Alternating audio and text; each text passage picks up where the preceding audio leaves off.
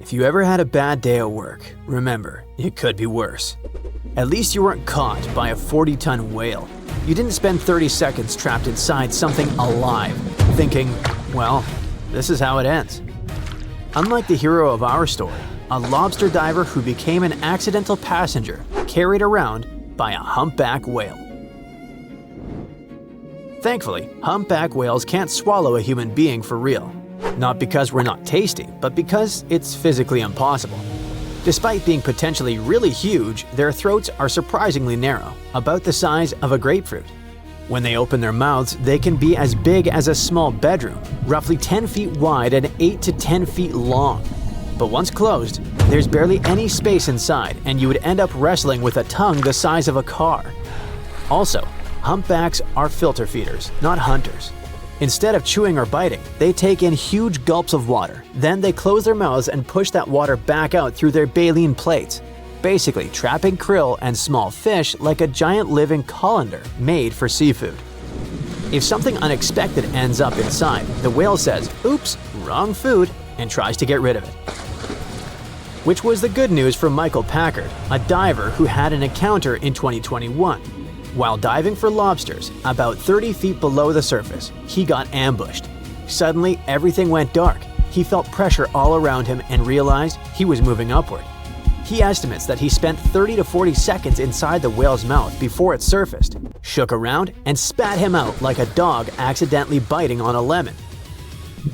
You see, when the whale realized that Michael Packard was not his dinner, it had to go to the surface. It's the only place a humpback can really spit something out properly.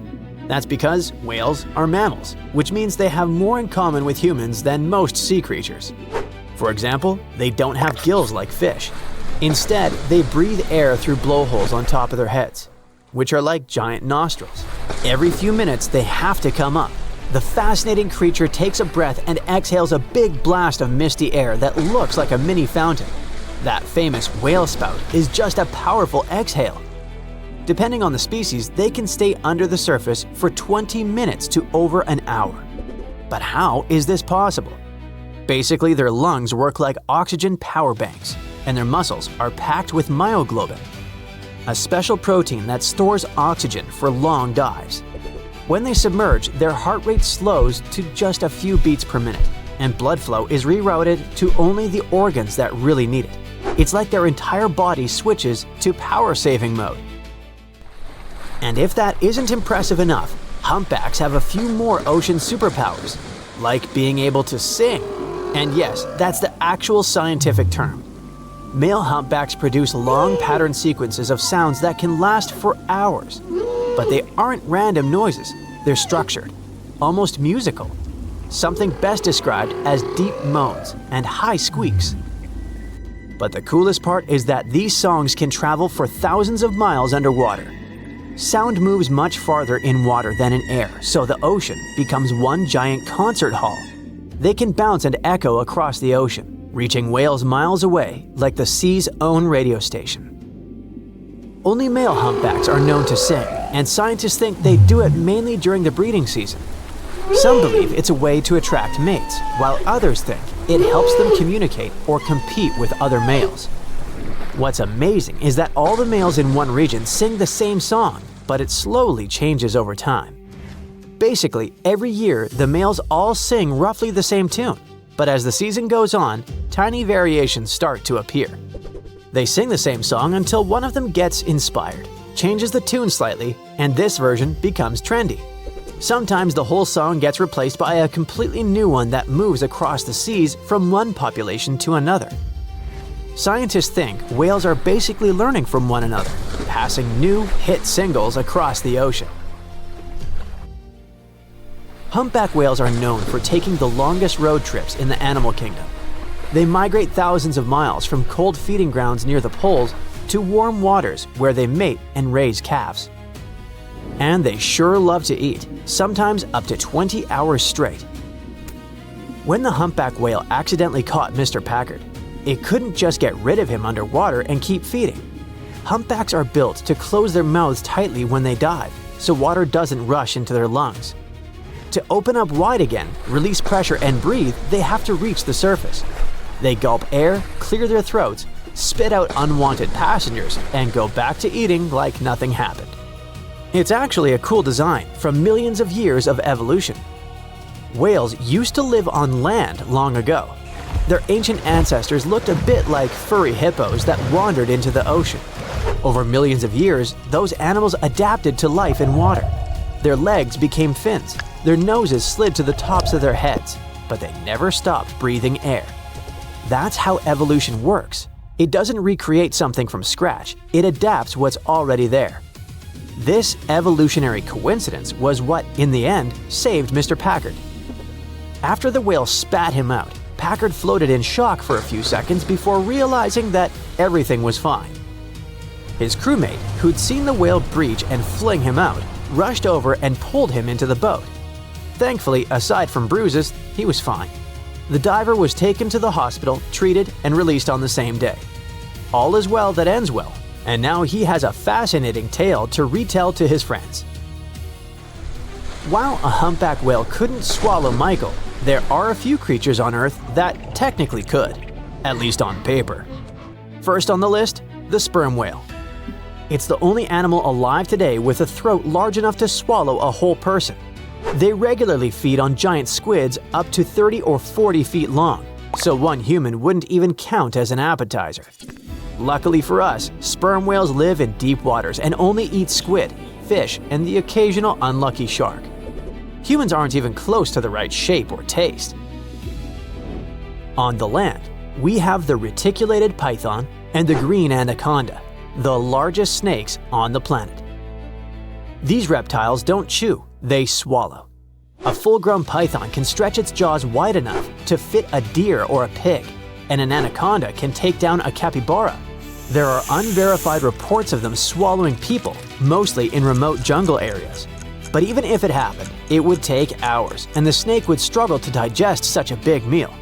Unfortunately, snakes don't have the same diaphragm or ticklish response like mammals, which means you wouldn't get out of this predicament by tickling the serpent like in a cartoon. And that's about it, lucky for us. Unless we go back in time, way back to prehistoric times, to an age when the oceans and continents were crawling with bigger creatures. Back then, the ocean was a lot more dangerous. The mosasaurus ruled the seas like a super crocodile, and the megalodon, the 60-foot prehistoric shark, could have swallowed you whole without noticing. But land wasn't much safer.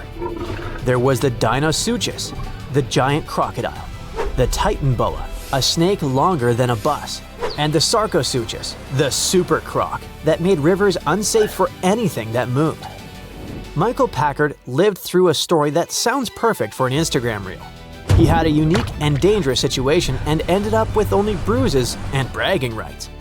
The ocean is full of surprises, but as long as you're not a small fish or a time traveler, you won't end up like Pinocchio, making a campfire inside a large stomach resembling a cave.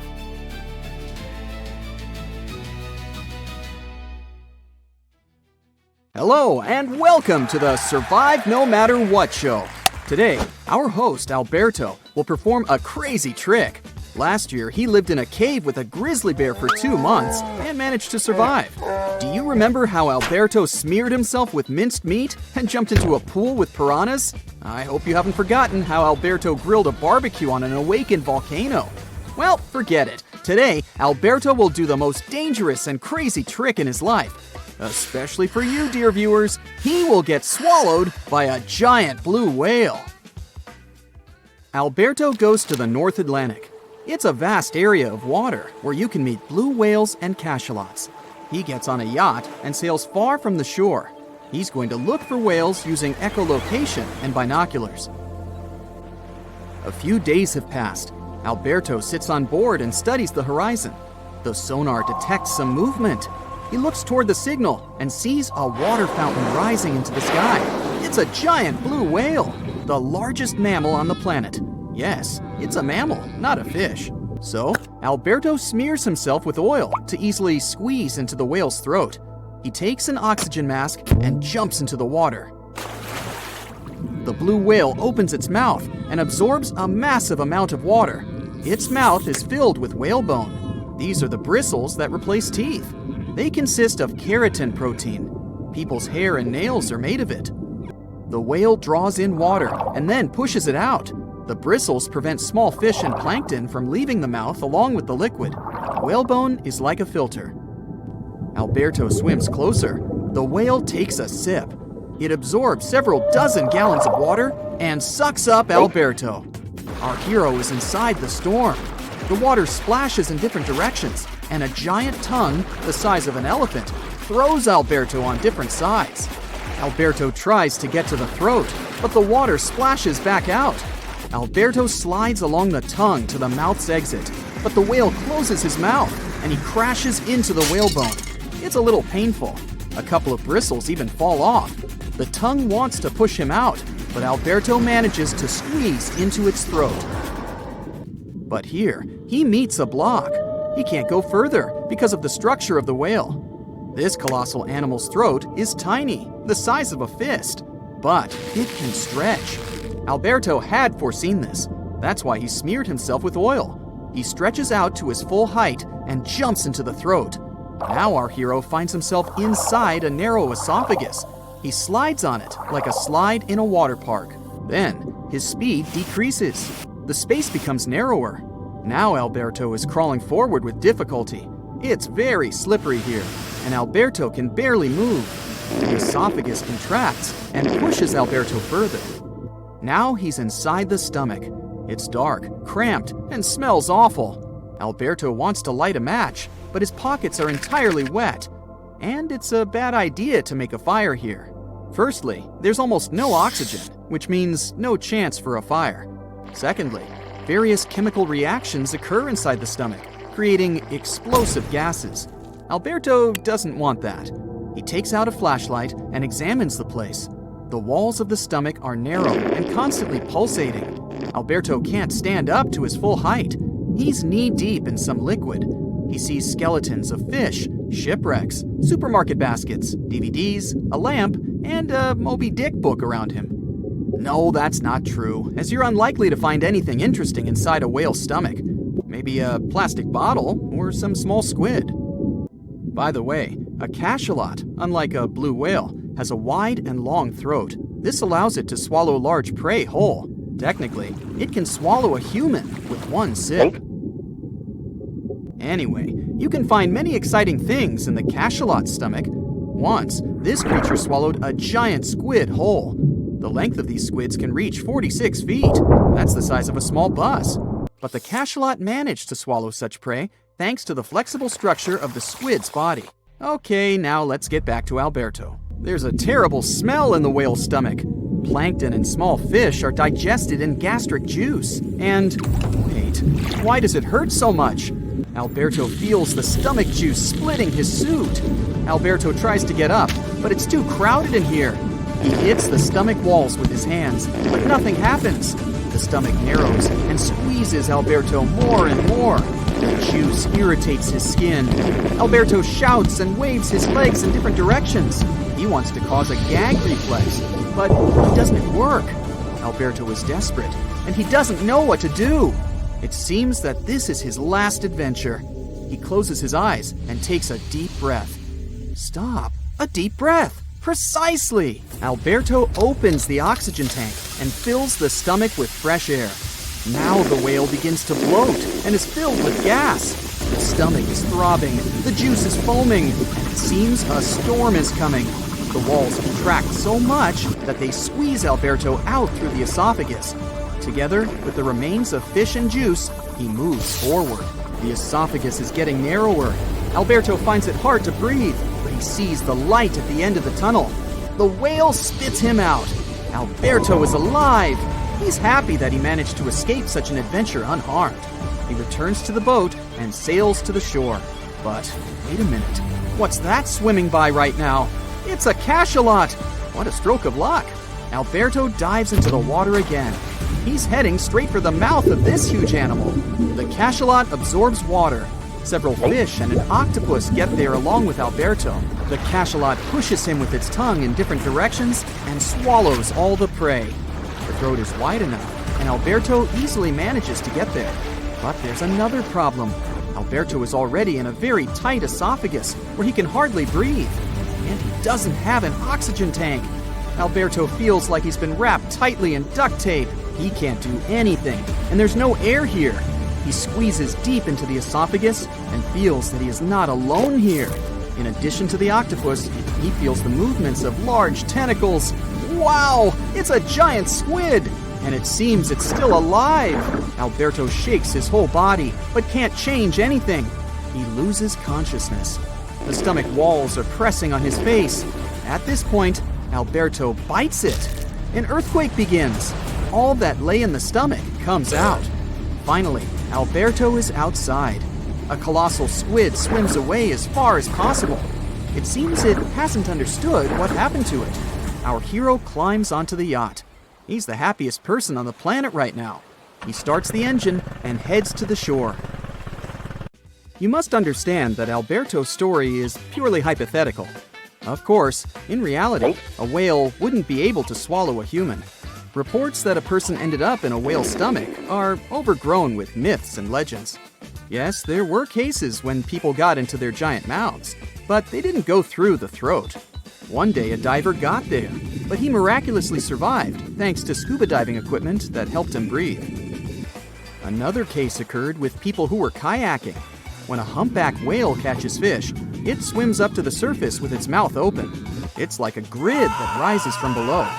Those guys on the kayaks were too close and fell into the whale's mouth.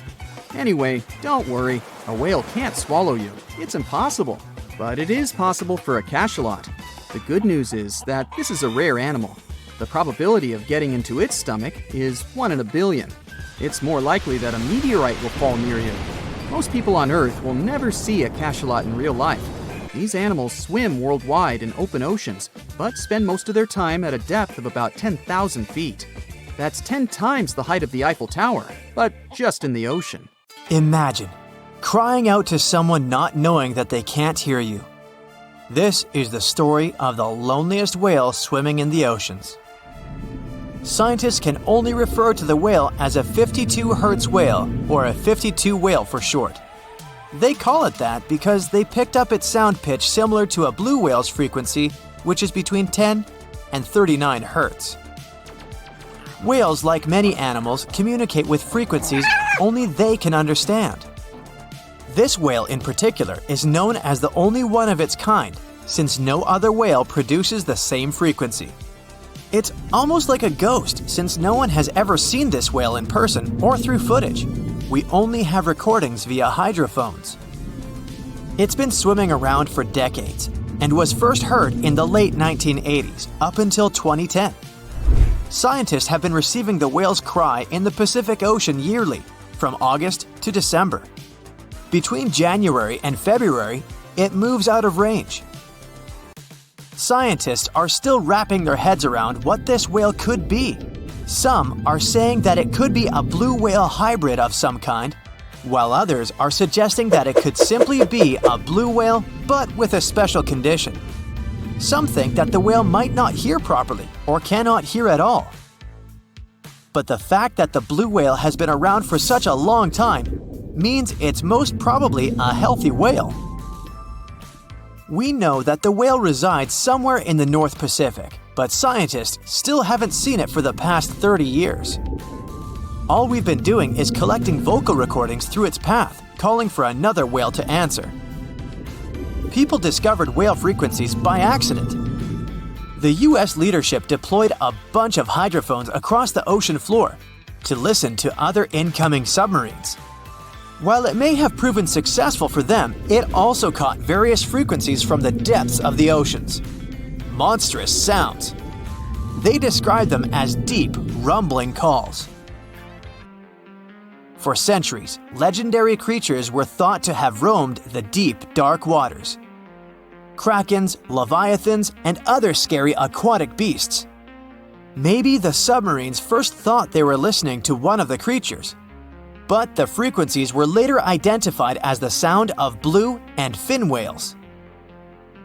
Towards the end of the 1980s, researchers and scientists were granted access to use the hydrophone network specifically for whales. Scientists realized that they could capture the frequencies of almost all whales, and just the 52 Hz stood out. There was so much buzz around this whale that some people decided to make a documentary about it. People have always wondered if this whale would ever find the special one it's always been calling for. An albatross is one of the fastest animals on the planet and can travel far and wide with ease. But this one named Albert couldn't find love fast enough. For the last 50 years, scientists believe that Albert has flown the coast of Scotland searching for a mate. Sadly enough, all his potential matches won't be around for another 8,000 miles on the other side of the world. Its natural home isn't the coast of Scotland. So how did it end up there? Some believe that Albert was caught in the middle of a storm and was blown away from the equator in the South Atlantic, somewhere in the 1960s. Since then, it's been stuck there with no place to go. Sure, these birds can travel, but not that far away. They'll need help from the right winds to go home. Albert has been looking for a mate for decades now. He has found shelter on a remote rocky outcrop between the Shetland Isles and the Outer Hebrides first, but now he lives in Bempton Cliffs. Scientists have noted that Albert has been wandering the skies of Scotland, knowing that this species of bird have a lifespan of about 70 years. Not all birds flock together. Albert has been trying desperately to make some friends with the other birds in the neighborhood, but with no luck. The albatross is native to the Falkland Islands, which is way off course of Scotland. It most likely won't go back home anytime soon. Lonesome George isn't a name anyone would like to have, but this Pinta Island tortoise from the Galapagos earned the title by literally being the last of its kind. The sad part of Lonesome George's tale is that his species were booming and thriving in the 19th century. Unfortunately, humans got in the way and their numbers dwindled. For a very long time, people thought that this animal was extinct until George was discovered in 1972. It drew a lot of attention from the media and press. They found out that Lonesome George was about 60 years old by then, so they decided to bring him to a zoo. So, for many years in captivity, Lonesome George would not have the freedom or the life he would always want. He was the very last of his species, so the scientists that held him captive only wanted him to mate with other species. But nothing happened. He sadly passed away after 2012, officially the last of its kind. Tuffy was the last of its kind, a Rab's fringe-limbed tree frog. This species used to live freely in the rainforests of Panama, gliding from tree to tree. Just like Lonesome George, they took Tuffy into captivity to protect it from predators and from an infection that wiped out the rest of its kind. He was placed in a botanical garden in Atlanta in a gray shipping container. He passed away in 2016. One of the saddest parts is that Tuffy stopped calling for a mate since it was placed in captivity. Either he knew he was the last of his kind somehow, or that he was in a container. He also never responded to recordings of female frogs of his kind. Maybe he also knew those were fake. He went out strong and became a legend among frog enthusiasts. At the beginning of 1987, only 3 Spix macaws were known to exist in the wild, and by the end of the same year, 2 of them were taken away. In Brazil, the Spix macaw flies freely in the thick Amazon forests. They live mainly in tropical dry forests and chill by the old hollow trees growing along the creek. Their main diet is seeds and nuts whenever they can find them. However, their numbers started to decline until they were no longer spotted. In 1995, a bunch of scientists went on a journey to save the rarest bird at the time. The job won't be so challenging since the bird's blue-gray color is so distinct that you'd spot it a mile away. During this time, only 1 parrot was alive in the world near a small town in northeastern Brazil. The parrot was first spotted by a German naturalist, Johann Baptist von Spix, in 1819, which is how the parrot got its name. During that time, there was no record of how many Spix parrots were soaring in the air. But back then, he noted that they were very rare. the parrot was all alone during its years in the wild. It's extremely difficult to spot it and to put a tracker to see its whereabouts. However, unknowingly, there were still many Spix's parrots alive and well in captivity who have never felt the real joy of stretching their wings and soaring from tree to tree. After successful breeding, scientists have now released 47 healthy parrots into the wild, which is enough to kickstart the species again. But this time, the scientists were not going to take any risks and decided to put metal bands around the trees with hollow nests. This will prevent natural predators like jaguars or opossums. It would have been better if the last Spix's parrot found a mate and was able to start a family. Sadly, we'll never know. All we can rejoice in is the fact that these blue wonders are back in their natural habitat, where they belong. Okay, get this. Dolphins can phone each other. This is not a joke, but a fact confirmed by scientists. They put a mother and a baby dolphin in 2 separate aquariums and conducted special underwater audio communication between them. When the connection was turned on and the dolphins heard each other's voices, they started chatting. Their conversation consisted of happy whistles, chirps, and clicks. You've probably heard this chatter in wildlife movies. But I wonder, how do the dolphins dial the phones? Do they have flip phones? Get it? Flipper using a flip phone? Okay, never mind. Anyway, the most interesting thing about this experiment is that the mother and the baby recognized each other's voices through the speakers without seeing each other. They were talking fast, like it was a normal dolphin phone conversation. Think of a dog that hears its owner's voice from a phone speaker, or when you turn on a video of another barking dog. Your pet is confused and doesn't understand what's going on. But dolphins started communicating immediately, just like humans. Many animals communicate with one another through touching, gestures, biting, or growling. But dolphins have shown they can communicate without direct contact. If they understand clacking, clicking, and whistling, it means only one thing. Dolphins have their own complex, developed language, and scientists hope to learn it. Scientists called one of the elements of their language signature whistles. They use whistles to call others by name, to convey information, and to warn of danger. This is one of the most difficult forms of communication in the animal world. These whistles vary depending on the situation and the dolphin species. They raise or lower the tone, shorten the duration of the sound, or increase it by exchanging short or long words. To compare the language of dolphins with other species, scientists have compiled a table of sound properties such as length, clarity, pitch, pattern, and others. According to all the data, dolphins have the largest sound palette. Larks, the bird, took second place, by the way. But even with all this data, we still don't know much about the complexity and diversity of their language. In one of the latest studies on this topic, scientists analyze about 1,000 dolphin communication recordings made over the past 40 years. But even after that, we can't even come close to understanding it. It's possible that AI will handle this better than humans. We aren't aware of how to speak using signature whistles, but scientists know for sure that dolphins use them to express their emotional state, to share news, and to tell each other about the dangers or where their prey swims. Scientists believe that dolphins can talk about anything. They can rejoice and complain to each other.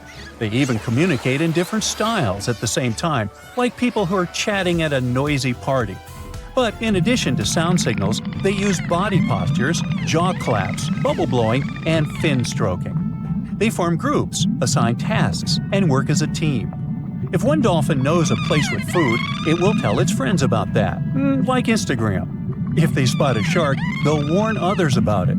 There was even a case where 2 bottlenose dolphins scared a spotted dolphin. A couple of days later, this dolphin returned to that place with its friends. It's like when some bad guy bullies you and then you call your friends to help deal with him. What if we learn dolphins' language and find out that they're smarter than humans? What if they gossip about the human race and laugh at "Oh, brother, get a load of these dumb people. They're fighting each other over nothing. What do they spend their lives on? Why don't they just chill and enjoy life? They create too many problems for themselves. It's a good thing we're smarter than them and can just relax in the ocean. Yeah, dude, let's stay away from them." Or maybe they know a lot more about nature and the ocean than people do. What if they discuss the problems of the ocean and have unknown technologies? Of course, these are all theories, but just imagine how cool it would be if you could understand dolphins and respond to them using a special program. You could get yourself a good friend that's interesting to talk to and can take you for a ride in the waves. Ooh. Unfortunately, at the moment, it's still very unlikely. Dolphins are too fast swimmers. It's difficult to constantly record their communication using high-tech equipment. Even the slightest change in the dolphin's whistling is associated with their actions. Their whistles may sound the same, but the context is different. They play, fight with one another, chase fish, or run away from a large shark, and all the time, they use their language. Well, we have the same situation. We raise our hands when we want to say hello, but we also raise them when saying goodbye. Our wow reaction can mean both joy and horror, depending on the context. Dolphins have the same complex communication. For example, they clap their jaws when they fight each other, but they also do it when they play. Dolphins are unique not only because of their brains and the way they communicate. Perhaps you don't know that dolphins are not fish, they're mammals. Yeah, you knew that. They can't breathe underwater because they don't have gills. They come to the surface, take a deep breath, and swim for about 10 minutes. Then they repeat this process. Unlike fish, dolphins don't lay eggs. They give birth to cubs, and they feed them with milk. They also have body hair. Yep, newborn dolphins have hair on their beaks. They lose it soon after birth. Why do they need this hair? Scientists believe that this is an evolutionary echo from the time when dolphins lived on land. And here's another strange fact. We've all heard how millions of years ago, fish began to slowly come ashore. During evolution, they changed their appearance, adapting to new life on solid ground, and so they gradually turned into mammals. But dolphins are unique since their development is kind of reverse. They were originally amphibians that lived near bodies of water. The ancestors of those amphibians were artiodactyl mammals, similar to deer. Not only dolphins, but also whales and porpoises have the same evolutionary path. All of them are called cetaceans. They made a big step from land to water about 50 million years ago. What if these ancient deer-like animals were the most intelligent creatures on Earth that realized that living in the water was much better than living on land, and they haven't regretted that decision yet? Dolphins have a big brain. Chimpanzees and humans have brains of the same size, and they all have something in common. Dolphins have a long lifespan, and they form groups. They show the emotions of sadness, grief, happiness, and joy. They can assess situations and solve problems. But the coolest thing is they can pass the mirror test. That means they recognize their reflection in the mirror. They don't just look at themselves. No, they pay attention to the parts of their bodies that they can't see otherwise. They examine their movements in the mirror. Their behavior in front of a mirror is not much different than that of humans. This indicates their self-awareness and high intelligence. Do they feel sad if they don't like their body? Can they be happy if they have, let's say, a beautiful tail? In addition to these features, dolphins have a real superpower, echolocation. By producing clicks and whistles, they can find their relatives that are pretty far away. They can spot prey or an enemy despite poor visibility in the ocean. This power allows them to sense a metal implant in the body of a swimming person. We are 70% water. Therefore, when we dive into the sea or ocean, for dolphins, we become part of their echolocation field. When they emit a sound, the sound waves crash into a metal object inside the human body, and the dolphins immediately feel it. And some dolphin species can turn off half their brain while sleeping. One eye is kept closed, and the other eye monitors the situation so as not to miss danger. Ooh, smarty pants dolphins. Dinosaurs, big ancient bugs, creepy spiders, and scary insects are all cute animals compared to the monsters that lived on Earth about 500 million years ago. For example, here's a creature that swam in the water like a stingray and had 3 eyes. Its mouth was like a pencil sharpener. 2 long claws with forked tips like pincers protruded from its head, and its gills were somewhere in the back. This is not a thing from a sci-fi movie. This is Mosura. Its remains are preserved in excellent condition. Let's look at it more closely and study other similar monsters. The Cambrian explosion. Remember this name. This period is also called the biological Big Bang, the time when a huge number of different living creatures began to appear in the ocean, large, small, and tiny. The ancestors of almost all modern animal groups were most likely born during the Cambrian explosion, which lasted from 541 to 485 million years ago. It was a time when the first truly effective and terrifying predators appeared on Earth. One of them was Mosura. It's only the size of an index finger, but you would never want to meet such a creature while swimming in the sea. It's scary to imagine what it could do with its pencil sharpener-shaped mouth. And you probably wouldn't be able to hide from it because, come on, it had 2 eyes on the sides and 1 big eye on its forehead. Mosura belonged to a group of arthropods. Scientists called it a sea moth since it reminded them of a moth. This thing used a flap-like apparatus similar to wings to float in the water like a stingray. This monster was quite creepy, but its appearance may seem familiar because it's a distant relative of modern spiders, crabs, centipedes, and moths. Scientists found several 506 million-year-old Mosura fossils, but unlike many other similar finds, these ones have been preserved in excellent condition. The found fossils showed sharp claws, a toothy jaw, and large gills in the tail section. Some parts of the fossil were so clear that they revealed the details of the creature's internal anatomy, including parts of its nervous and circulatory systems and digestive tract. It had jointed limbs like those of modern insects and crustaceans. When this monster swam in the sea, it probably grabbed its prey with long spiked claws sticking out of its head. Many Mosura relatives have claws covered with multiple spikes, which help them grab food. But that ancient creature had smooth claws forked at the tips. That is, it grabbed the prey with those tongs, using them like chopsticks, and then brought it to its mouth. Of course, this is an assumption, and nobody saw how this creature actually did it. Unlike many other similar animals, Mosura's posterior segmented body was studded with gills. Scientists don't know why this was necessary, but they assume that such an unusual breathing system helped to adapt to an environment with low oxygen content.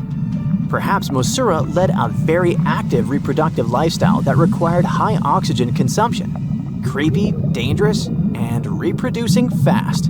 An excellent set of qualities for one of the most dangerous predators of antiquity. But what did Mosura eat? It probably caught different types of worms and small arthropods. It's nice to think that this monster lived so long ago and was so small. But what if this creature was the size of a shark and was swimming in the ocean these days? Perhaps it would become a dominant dweller and people would swim much less along the coast. Mosura lived in the water but was discovered in the Burgess Shale Rock Formation in the Canadian Rockies.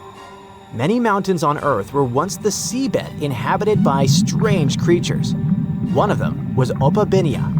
It had 5 eyes, a mouth facing backward, a long trunk and claws instead of a nose. Wait, what? It's too strange even for science fiction, even for outer space. In its eccentricity, Opabinia was perhaps the loneliest creature on Earth. Scientists couldn't find another species that would be similar to this individual until recently. Meet Eutorora. It seems to belong to the same species as Opabinia. Its inch-long body was divided into 14 to 15 furrows. Each of them ended in a pointed flap. Opabinia had the same body, but it's unlikely that both monsters were friends. The difference between their timelines was several million years.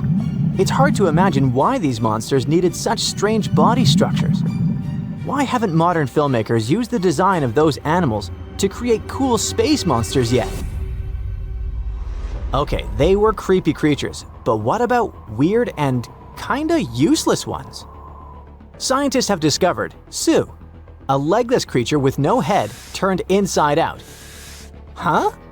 This 444 million-year-old creature was found in South Africa, north of Cape Town. They called it Sue after the discoverer's mother. In fact, it's some kind of new arthropod species that may have lived in low-oxygen waters. This creature was turned inside out. and the outer shell with the legs and head was lost. Thanks to mineralization, muscles, tendons, and even Sue's intestines were preserved on the fossil. It's a great success to find such detailed remains of an ancient creature. However, scientists still can't determine the evolutionary history of this species. They're sure that it was a primitive marine arthropod. Okay, we can see that 500 million years ago, Earth was filled with creepy monsters, which fortunately are now extinct. But what about trees? Were they the same as we see now? Or was there something else? Something creepy? Oh yeah. Scientists have discovered a new kind of living organism similar to a tree or a mushroom. It was gigantic and had a very minimalistic design. Meet the Prototaxites.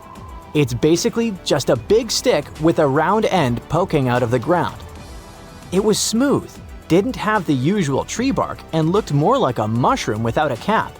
But scientists have recently found out that it wasn't a mushroom at all. Prototaxites probably belonged to a previously unknown branch of life. Prototaxites is considered to be the first giant organism in the history of the planet that lived on land. It existed about 420 to 375 million years ago during the Devonian period. It was the time when plants began to spread across dry land, forming large forests. Over time, they began to grow leaves and form roots in the ground. Then, the first seed plants appeared. The real colonization of land began. The first arthropods, such as centipedes, arachnids, and other unpleasant creatures, began to walk among those forests. Meanwhile, the water was filled with a huge biodiversity. There was a giant supercontinent on the planet, and smaller parts began to break off it. During this period, Prototaxites towered over the land. Some of these things reached 26 feet high and 3 feet wide. It's like a 3-story house and as thick as a palm tree. But what was it? A plant? A mushroom? Algae, perhaps? Scientists discovered them in the middle of the 19th century, but only in 2007 did they conduct chemical analysis. Research showed that it was most likely a giant mushroom, but in 2025, scientists refuted this conclusion. It turns out this may have been an unknown life form that existed separately from the kingdom of fungi, animals, plants, and protists. Scientists noticed that the inner part of Prototaxites consisted of a number of tubes. There are similar tubes inside mushrooms, but the tubes of that ancient living thing branched and joined differently. They even had a different chemical composition. The main building block of mushrooms is chitin, but the Prototaxites contained chemicals similar to lignin, a substance found in the bark of trees and other plants, and its anatomy differs from the structure of any other organism known to us. What were they doing on Earth? Just chilled and enjoyed the bloom of life? Did they produce some kind of fruit, like a banana with eyes and claws? Scientists don't know. What if it was something that was brought to Earth from outer space? What if they were flowers planted by another civilization? What do you think? So imagine stumbling upon a creature so huge it could dwarf even the largest known marine animals today. Scientists discovered the fossils of this beast on England's coast and believe it once ruled the waves. The new species was named Ichthyotitan severnensis, but thankfully for me, scientists nicknamed it the Little Stock Monster. Its estimated lengths range from 72 to 85 feet long, almost as big as a blue whale. Megalodon can't even compare to this. It was only about 60 feet long. And what's crazy is that this fossil we found wasn't even an adult, so who knows what their actual size was. The first piece of the Little Stock Monster was discovered in 2016 in the Westbury Formation. Researchers found a 3-foot-long jaw part that belonged to an unknown species. For years, this single fragment had been driving them crazy because they had no idea what that animal was. Then, in 2020, a miracle happened, of sorts. A father with his 11-year-old daughter found the second piece of fossil on a beach. This discovery led to more findings. Finally, in 2022, the last piece of the literal jaw puzzle was found, buried along the Somerset coast. This leviathan belonged to the Shastosaurid family. Both the Lilstock monster and other shastosaurids had one ancestor, so all the species in this family are super similar to each other. For example, all of them were the largest marine reptiles ever to exist. Although our Lilstock monster is much larger, most shastosaurids could grow up to only 69 feet long, and it's possible that the Lilstock monster, when fully grown, would reach up to 100 feet or even more. Both of their bodies were just perfect for cruising the ancient seas. These marine titans were elegant and slender, with an elongated snout. Other marine animals at the time were smaller and looked more like dolphins. Shastosaurids had long paddle-like limbs adapted for efficient swimming. Their skulls show large eye sockets, which means they had excellent vision. If you were in the ocean, no matter what time it was or where you were hiding, they could spot you. They were also incredibly fast and could dive to great depths. Of course, all these things made them the most terrifying predators. They ate pretty much everything, including fish and squid, and you if you were there. They probably captured their prey like whales, opened their huge mouths, and literally sucked the fish in. What made the Lilstock monster especially scary is that it wins in the jaw competition. For other shastosaurids, their jaws were a bit weaker, so they hunted smaller fish, kind of like today's orcas. They required vast amounts of food. This shows us that the Earth's Triassic oceans had rich, productive food webs. But the Lilstock monster has this unique feature. It could open its jaw almost 90 degrees upwards. It also had tons of powerful muscles around. Its jaws were horrifyingly strong. So while others were hunting some squids, the Lilstock monster probably hunted large fish and even other marine reptiles. Fossils of shastosaurids have been found everywhere in the world, from North America to Asia. This means that these creatures dominated and terrorized the oceans for millions of years, although even they weren't completely safe from scavengers. And that's exactly why we struggle to find these fossils now. Scavengers didn't leave any remnants of them. So, while we have some fossils of this marine family, they mostly remain a mystery for us. They lived in the oceans about 200 million years ago, in the late Triassic period. The Earth looked completely different back then. All continents were united in one Pangaea, a huge landmass. Some parts of this supercontinent were covered with lush conifer forests, while others were dry deserts and open prairies. It was before the famous Jurassic period, but there were already first pterosaurs and amphibians. It seems like those monsters were crazy resilient. The Triassic period was super unstable, but they survived through many changes in the environment. Well, until the last one. The Triassic extinction came out of nowhere. It was one of the Earth's big 5 extinction events. It wiped out almost all species on the planet, including these leviathans. It's still not clear what happened exactly, but it looks like there was a huge tectonic activity. Volcanoes in the oceans were going crazy back then. These massive volcanic eruptions have probably altered the climate and ocean chemistry, leading to the extinction of many species. Scientists have a theory that it might have happened because there was a rain of comets flying to our planet from the Oort cloud. This likely happens about every 200 million years or so. I wasn't around then, so I'm just guessing here. In any case, after the extinction, the Earth took some time to recover. Then it entered the famous Jurassic period. More terrifying sea monsters were on the way. One of them left us a colossal skull. This fossil is 150 million years old, and it also belonged to a sea beast from Jurassic times. They called it the Sea Rex. The name is very fitting. This monster could have broken a car in half with one bite. It was also discovered accidentally. A fossil enthusiast was walking along the Jurassic coast. This place is famous for having tons of ancient fossils, all because of the erosion in stormy weather. Typically, people find small spiral fossils here. However, this time, he discovered a giant sea monster fossil.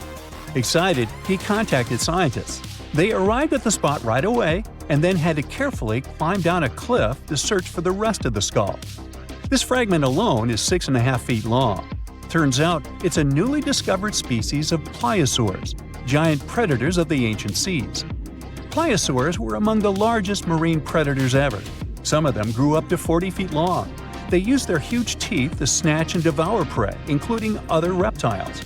Well, at least those creatures are far gone. But what about the horrors that still live in our oceans? Recently, biologists discovered the world's longest animal, the one that's still alive to this day. They found it off Australia's coast, on the Gascoyne coast, a very mysterious and unexplored place. There, underwater vehicles stumbled upon a frightening 150-foot-long siphonophore. That's twice as long as many blue whales and 3 times as long as a humpback whale. Doesn't it kind of look like one of those toy string worms? But this creature isn't friendly at all. It's a string-like deep-sea predator. What's even more scary is that this isn't actually one creature. It's a colony of small clones working together as one. Basically, collective consciousness. Ooh, Borg. Together, they stretch out like a single long string in the water. This creature might be the longest siphonophore ever found, and it was discovered at a depth of around 2,000 feet. Siphonophores, similar to jellyfish, capture their prey by dangling stinging tentacles in the water. When their tentacles touch small crustaceans and fish, they get paralyzed, and then they're reeled up to the colony's body. Expeditions to Western Australia's underwater canyons were definitely worth it. Together with that siphonophore, scientists have discovered up to 30 potential new marine species. Among them were a new octopus or squid, a long-tailed sea cucumber, glass sponges, and giant hyroids, colonies of animals resembling upside-down jellyfish. None of them have been seen before in Australia. But most of them weren't as scary as the one that was recently discovered in the Gulf of Mexico.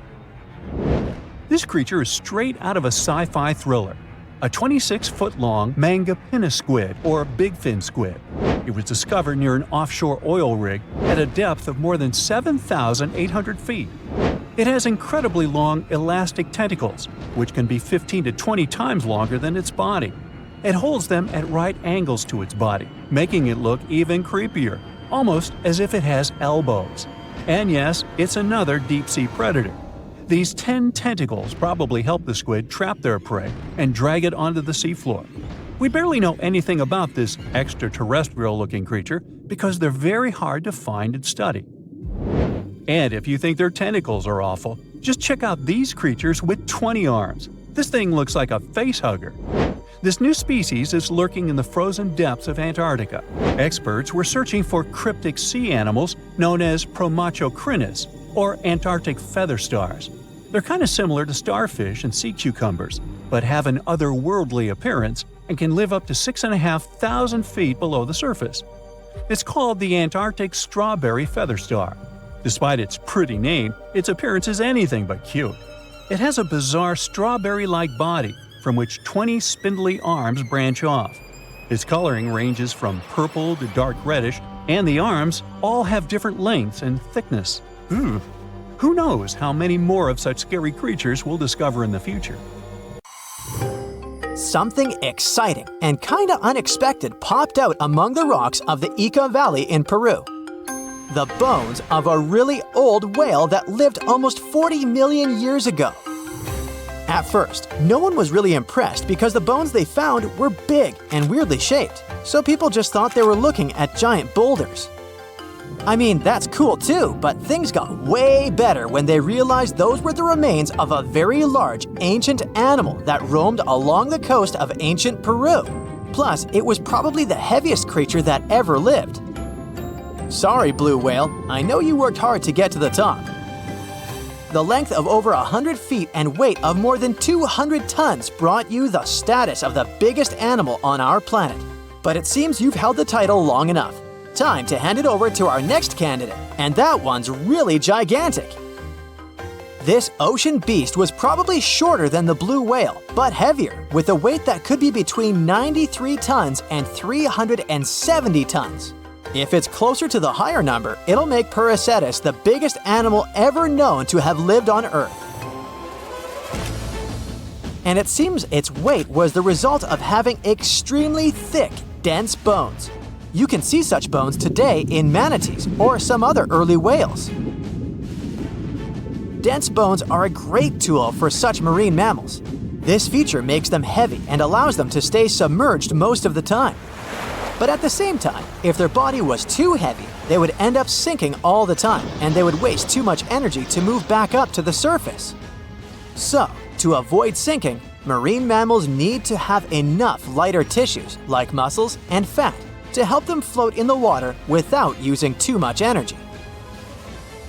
Now, scientists didn't have the whole skeleton, which makes it hard to tell how big the animal was, but they used the ratio of the heavy bones to the lighter tissues in other marine mammals to estimate the overall weight of this giant ancient whale. Experts found these fossils about 13 years ago and spent the next decade freeing the whale from the rock. Its anatomy and age showed this whale was a cousin of Basilosaurus, a whale that had a long snout full of sharp teeth, and a sleek body similar to that of an eel. Even if Paracetus wasn't bigger than the blue whale, it was still a giant that ruled the ocean depths.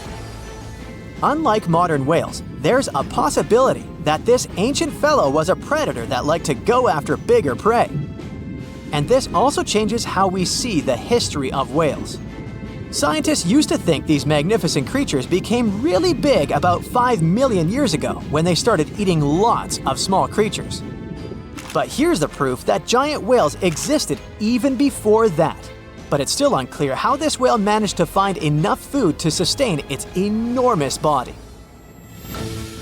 Plus, it's still hard to tell what exactly this ancient creature had on its menu. It was pretty large and not such a fast swimmer, so it's possible it searched for food in shallow waters. Then it probably ate crustaceans, clams, or some other small animals hiding in the sand. One theory says it was a scavenger, which basically means it munched on remains of everything that would come its way. It's not so unusual to find marine animals in deserts.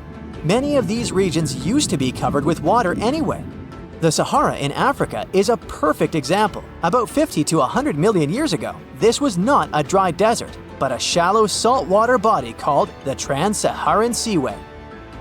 The land is not wet there anymore, of course, but people who lived in that area knew about it because they used to find old shells across the desert. The sea was about 164 feet deep. That sounds enough for a nice swim. Some would say this area looked like modern Puerto Rico, with lots of sun and shallow water. Mangrove forests were a common thing as well as seafloors covered with mollusks, like snails and clams. The marine sediment that was left behind after the sea had dried up is full of different fossils. And the animal that lived in that ancient underwater world didn't look friendly. Plus, they were much bigger than their relatives from modern times, so a regular-sized human would end up as a snack, not even a whole meal. Normally, when animals live on small islands, they can become much bigger than their relatives from the mainland. This is something we call island gigantism, and it happens because there are more resources or fewer predators on islands. Maybe the same thing happened in the Trans-Saharan Seaway. Even though it wasn't an actual island, the water moved in and out, which created little pockets of water. And specific conditions in these pockets might have helped animals grow bigger. So we're talking about giant sea snakes, catfish, and fish that no longer exist today. One had incredibly strong jaws, and the animal used them to eat hard things and even crush shells. Their teeth showed they were fierce predators other animals had every reason to be afraid of. They went through some changes when it came to diet, similar to some types of piranhas. And the competition to get to the top of the food chain wasn't a joke. Not when there were also such large predators as sharks, crocodiles, and ancient relatives of elephants. Sahara went through different phases. If you could use a time machine and take a peek at Earth's largest hot desert as it was about 6,000 years ago, you wouldn't have to struggle with sand and heat. You'd have a nice walk through a green and pretty lush place. In the past, people who lived in that area didn't leave drawings on cave walls that showed camels, sand dunes, and scorpions. All those things you'd see in today's Sahara. Instead, they drew crocodiles. That's additional evidence that the Sahara used to have a lot of water and plants enough to support these big yet scary animals. Around 3 billion years ago, Earth might have been mostly covered with water. Today, it's about 71% of its surface, But it seems that our planet used to be a giant ocean world with no continents at all, just some scattered islands. Scientists studied special rocks in Western Australia that formed in a place deep under the ocean called a hydrothermal vent system. To explain this better, it's important to mention two common oxygen types, O16 and O18. O18 is heavier because it has extra neutrons. O16 evaporates from water more easily, and as researchers studied an old ocean floor, they found a lot of O18, more than in today's oceans. This way, they realized ancient Earth had less dry land than Earth today. Australia is a good spot to conduct these studies because a long time ago, it also used to be a beautiful place with large animals and lush rainforests. But as time went by, the land became drier and Australia had more deserts formed, such as the Great Victoria Desert. Rainforest remained only on the edges of the continent. What happens with deserts across the globe is called desertification. That's when land that used to be good for growing things turns into a desert or something similar. Our planet changes over time, together with its climate. But desertification also happens because of human activities, like mining, farming, and building cities. And when land turns into a desert, it's a problem because it can't support people and animals anymore. Food doesn't grow there. There's not enough clean water, and animals lose their homes. To help with this problem, there's a plan many countries agreed to. They decided to work with farmers to take care of the land, fix damaged areas, and manage water better. All in all, to make our planet a better place for life.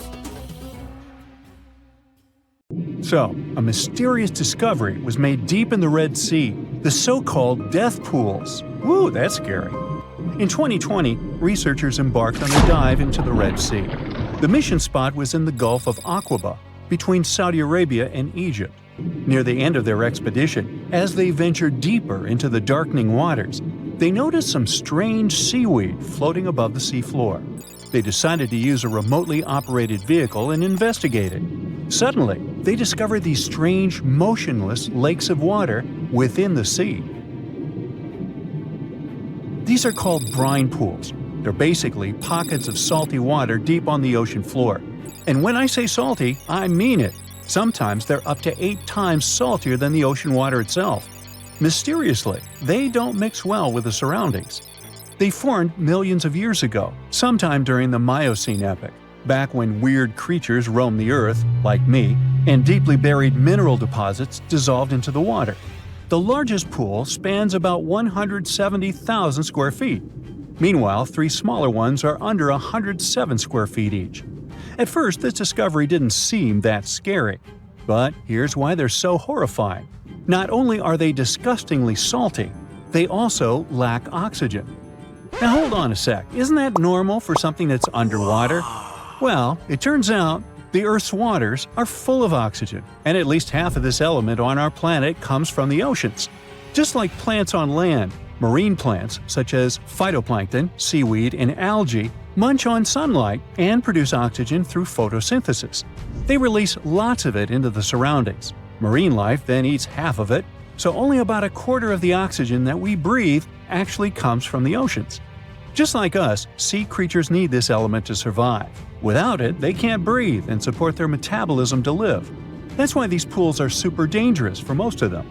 It's like a puddle of thick syrup for bugs. When they get in, the poor things immediately suffocate and pass away. Which is why the pools are surrounded by a graveyard of marine animals. But let's see how these things can exist in the first place.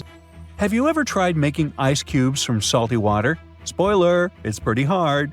When you add salt, the water gets harder than usual to freeze, a phenomenon that has a funny name, freezing point depression. Oh, that's because salt interferes with the hydrogen bonds between water molecules.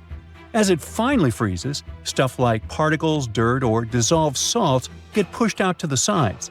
As a result, the salt's kind of squeezed out of the ice crystals and gets trapped near the edges in small bubbles or pockets. Something similar happens in the ocean when seawater starts freezing under super cold polar caps. The salt doesn't freeze with the water. Instead, it gets pushed out, forming a super salty cold liquid, the brine. And then it sinks down to the ocean floor. On a large scale, all this process also helps currents to form. Despite being so dangerous, the pools are still full of microbial life because microbes couldn't care less, they'll survive anywhere.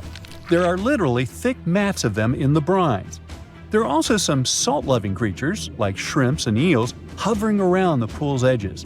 They're being super creepy, waiting to catch unsuspecting prey that ventures too close to the toxic death pool. Ew. Well, it sounds icky, I know. But this discovery gives us some fascinating insights into how life might have originated on Earth. We already know from the evolution theory that we came from the ocean, but now scientists think that life might have begun in the deep sea in some super dark, oxygen-free places. These brine pools are like time capsules. They're one of the closest things we found to the early Earth. They can tell us the planet's history of earthquakes, floods, tsunamis, and more. For example, they have some traces of rainfall that happened over 1,000 years ago. And they can also help us search for life on other water-rich planets. For example, Mars most likely used to have huge oceans on it. Now, NASA scientists want to send a special instrument called HABIT for a special red planet mission to study things similar to our brine pools. This will tell us more about how life appears and survives in the universe. There is lots of unexplored fascinating stuff like this in the Red Sea. That's why scientists conducted the so-called Decade Expedition and spent around 5 months exploring the place. This expedition was launched by the National Center for Wildlife. They made so many remarkable discoveries that now we've got 77 new research papers. For example, they found over 10 blue holes, incredible underwater sinkholes that host unique ecosystems. They also learned that dolphins can use those blue holes to protect their young from predators. Scientists also found traces of great white sharks, a creepy community of deep-sea lanternfish living in low oxygen conditions, and even a new coral species. It's the most resilient deep-sea corals that also vibe just fine without oxygen, like microbes we mentioned. Speaking of which, research also showed us some new ancient thermal vents and large blobs of microbial formations near Farasand Island. Now, can you believe that with all that, we only explored 5% of the ocean? It's divided into several layers based on depth. Each layer becomes darker and more isolated from sunlight as we go deeper. The places that no sunlight can reach are terrifying. Now, the fun, cute layer with dolphins and turtles is called the epipelagic or sunlight zone. It's so tiny, but even this layer is about 650 feet deep. Then we have the mesopelagic or twilight zone. It's the layer of mysterious octopus, shark, and other loners, which extend to about 3,000 feet down. And then the horrors begin after this one.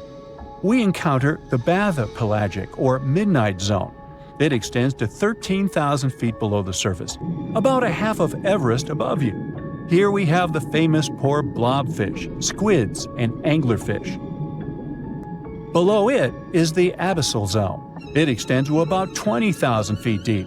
Since there's not much sunlight or oxygen, as we mentioned, most creatures here are quite small, like tube worms and shrimp. The darkness continues until we arrive at the scariest place of the planet, the place full of trenches formed by tectonic plate movements, the Hadal Zone. It's named after Hades, the deity of the underworld in Greek mythology. Just like Hades' realm is dark, remote, and guarded, the Hadal Zone is the deepest and most depressing part of the ocean. It starts at depths of around 20,000 feet and can go down to 36,000 feet and more. The famous Mariana Trench also belongs to this zone. Only 3 people in history have ever explored these depths in person, making it one of the least explored and most mysterious places on our planet. However, despite crazy high pressure, near freezing temperatures, and complete darkness, there are still things who manage to survive here. Guys like amphipods, which are critters who feed on dead material sinking from above, and the Hadal snailfish, which lives as deep as 27,000 feet. So scientists used to assume that if there's no sunlight, there wouldn't be that much oxygen around. But one day, a research team decided to measure the levels of oxygen in one of those deep zones. Surprisingly, the levels were super high. They checked the equipment thinking that it was malfunctioning, but nope, all the sensors showed the same thing. Turns out the oxygen was somehow generated by rocks. These small potato-sized rocks on the seafloor are called polymetallic nodules. They're rich in metals like copper, nickel, and cobalt, and they're basically like small batteries. When you put a battery in salt water, it can produce bubbles of gas, a process called electrolysis. In the same way, these rocks create tiny electric currents, which are powerful enough to produce the same gases, splitting water molecules into hydrogen and oxygen. It's the first time we saw oxygen being produced by some non-living minerals. This is what scientists now call dark oxygen. It turned out that about half of large marine species, or megafauna, were living just on dark oxygen alone. All these discoveries are reshaping our understanding of where and how life could evolve. It means that we might be able to find life on other planets or satellites with low oxygen conditions, like Enceladus and Europa, the moons of Jupiter and Saturn, and they have large bodies of frozen water on them. Wow! You know how they say it's better to just hand over your wallet if you run into a mugger? Instead of surrendering their wallets, sea cucumbers choose to spit out some of their insides to fend off predators like crabs and fish. It's a natural defense mechanism for them, and they quickly grow those organs back in just a few days, thanks to special cells inside their bodies. It's not the only weird thing sea cucumbers do. They can actually breathe through their rear end. They have this thing called a respiratory tree that connects to their backside and sits right next to their intestines. So when they suck in water from their behind, it goes into that respiratory tree, letting them absorb oxygen directly into their fluids. Plus, sea cucumbers are the janitors of the ocean. They munch on whatever gets stuck in the sand on the ocean floor. Once they've eaten, they manage to clean out the sand, leaving it nice and tidy after they do their business. As for the clean sand, the stunning white sand beaches in Hawaii are actually a product of parrotfish number 2. These fish munch on algae from rocks and dead corals, and while they're chomping away, they also grind up the leftover bits of coral in their bellies. When they're done, they move their bowels, and voila! It all comes out as beautiful sand. Not only do they play a vital role in keeping the coral reef ecosystem healthy, but they can churn out hundreds of pounds of this white sand every year. Marine animals are seriously impressive when it comes to holding their breath. Just look at sperm whales and elephant seals. They can stay underwater for a mind-blowing 2 hours. Then there's a Cuvier's beaked whale, which holds the crazy record at almost 4 hours underwater. When you compare that to the human record of 24 minutes and 37 seconds held by pro diver Budimir Shobat, it seems pretty insignificant. But what's the marine animal's secret that helps them excel humans this much? Unlike us, these sea creatures have a ton of hemoglobin and myoglobin in their blood and muscles, allowing them to store way more oxygen. When their oxygen runs low, myoglobin steps up and releases even more. Plus, they can tolerate higher levels of CO2, so they don't feel the need to breathe as quickly. There's even a study that found their myoglobin molecules have a unique charge that keeps them from sticking together, which boosts oxygen storage. And on top of all that, they can slow down their heart rate and restrict blood flow to hang out underwater even longer. Rumor has it that about 540 million years ago, a meteor loaded with frozen octopus eggs smashed into Earth. Sounds like a delirium, but some scientists are entertaining a very questionable idea that octopuses and their cephalopod buddies, like squids and cuttlefish, might actually have some extraterrestrial origins. The thing is, cephalopods have extraordinary DNA that doesn't look like any other DNA on our planet. They've got around 33,000 protein-coding genes in their genome, which is way more than what we humans have. A recent study suggests that their evolutionary story shows some odd traits that might hint at a connection to space, like they could be from some super far-off past, or even the future. The researchers went as far as to claim that modern octopuses could be the descendants of these frozen creatures that hitched a ride on comets and splashed down in our oceans. And why octopuses? Well, they really stand out in the animal kingdom. They can use different tools to build their own houses, and they can even solve everyday problems independently of their brain. as 2/3 of an octopus's neurons are in its arms. These traits seem to have just appeared out of nowhere during evolution. They even tossed around another quirky theory. What if an extraterrestrial virus crashed into early squid populations and gave them a crazy boost in evolution, turning them into the octopuses we know today? Anyways, these are just fun speculations without any hard proof. Now, this funky object is an animal, not a rock. It's called sand dollar. Just look at the shape of its shell. Once sand dollars are exposed to the sun, their shells lose their soft, spiny covering and become bleached white. Back in the day, beachcombers thought these shells looked a lot like big silver coins, kind of like the old Spanish dollar that was about the same size. But if you prefer, you can call them sand cakes instead. These quirky creatures have tiny spines on their surface, and they glide along the ocean floor. They use small tube feet that line the grooves on their underside to grab bits of food like plankton and algae, which they then send to their mouths. Inside, they have 5 triangular teeth that help them munch on their meals. In some Georgia folklore, sand dollars are said to represent coins lost by mermaids. Sand dollars have a unique talent for cloning themselves. They can do this for a bunch of reasons, like when a predator comes around. Some species of sand dollar larvae can actually split in half as a defense mechanism. It takes about 24 hours for them to clone themselves, and the new larvae end up being about 2/3 smaller than the original, which helps them hide from danger. Wait, is that a giant sea hot dog racing through the ocean? Sorta. Some scientists have joked that sperm whales seriously resemble enormous hot dogs. These massive creatures can take quick naps, standing up for about 10 to 15 minutes. They only sleep about 7% of the time, mostly between 6 p.m. and midnight. Sperm whales also have a cool ability to retract and extend their eyes, thanks to a thick retractor muscle around them, but they can't actually roll their eyes in their sockets. Plus, they have the most asymmetrical skull of any mammal out there. Oh, and let's not forget, they have the largest brain of any living creature, weighing in at over 9 pounds.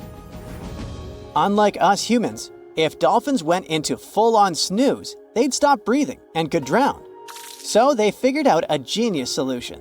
They let only one side of their brain sleep at a time. This means one half stays awake to keep them breathing and watching out for any potential threats. When they snooze, they only close one eye. If their right brain is resting, their left eye is shut, and vice versa. This unique sleep style is called unihemispheric sleep, and it lets them recharge without ever fully losing awareness. On top of that, dolphins might be using corals and sponges like their own little pharmacies.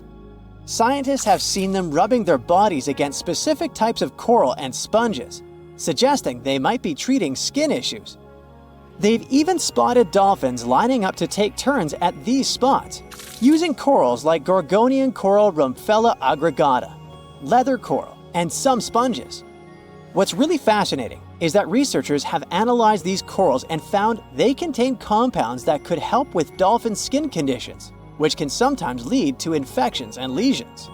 Now, the big question is figuring out exactly how each type of coral helps dolphins, and if it really boosts their health overall.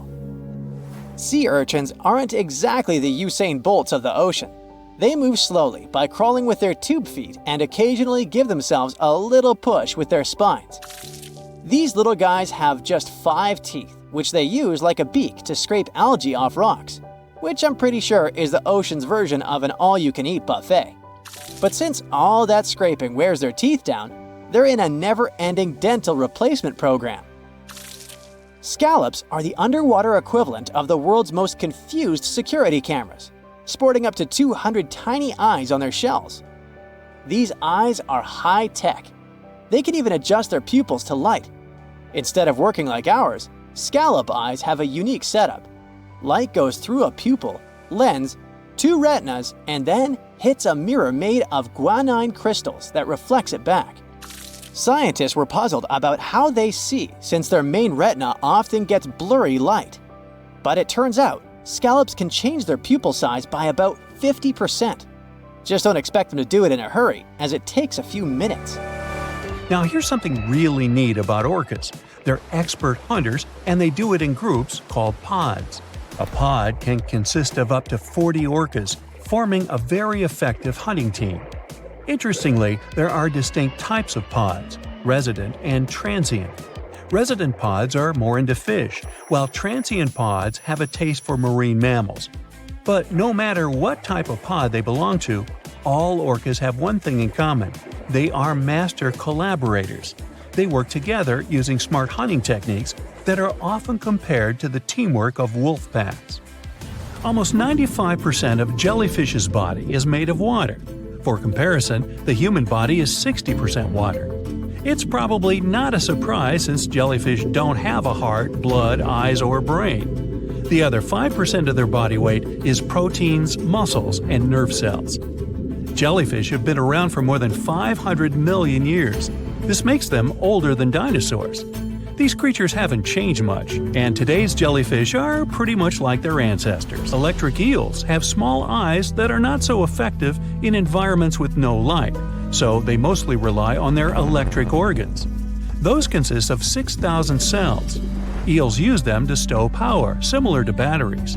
These creatures use electricity like bats use their radars or dolphins their sonar. An eel can also produce enough electricity to power a panel of light bulbs. There's a small tropical archer fish that can learn to recognize human faces.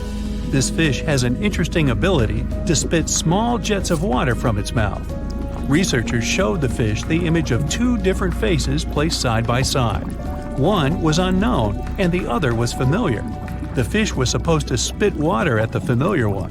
The creature took the right guess more than 80% of the time. There's such a thing as a sea unicorn. That's an animal called the narwhal. Its horn is actually a tooth that can grow up to 10 feet long.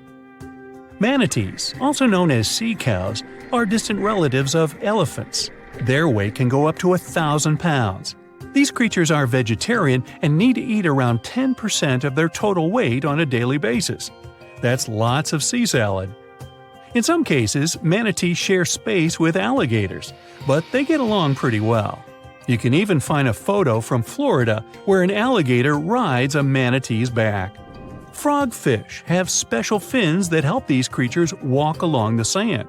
They're very useful in shallow waters.